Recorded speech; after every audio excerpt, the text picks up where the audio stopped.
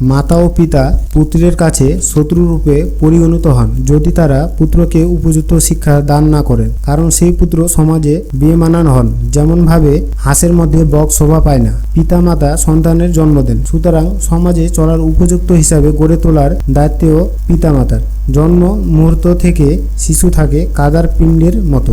বাবা মা যেমন ভাবে গড়বেন মনে করবেন সেভাবে তৈরি করতে পারবেন। সেক্ষেত্রে যেমন সুচরিত্রবান হওয়ার জন্য যেমন দরকার কঠোর অনুশাসন, তেমনি দরকার পিতামাতার স্নেহচ্ছায়া। সমাজে উপযুক্ত মানুষ হিসাবে নিজেকে প্রতিষ্ঠিত করার জন্য প্রতিটি পিতামাতার উচিত তাদের সন্তানকে উপযুক্ত শিক্ষায় শিক্ষিত করা। শৈশব হলো তার উপযুক্ত সময়। শৈশবের থেকে উপযুক্ত শিক্ষা না পেলে সন্তানের ভবিষ্যৎ জীবন গড়ে উঠতে পারে না। শিশুর পরবর্তী জীবন সুন্দর হয়ে গড়ে না উঠলে সেই শিশু পিতামাতাকে তার জীবনের শত্রু হিসেবে জ্ঞান করবে। ফলে পিতামাতার উচিত জন্ম থেকেই শিশুর শিক্ষা দীক্ষা ও জনার্জনের দিকে কঠোর দৃষ্টি রাখা, কারণ সেটি তাদের নৈতিক কর্তব্য।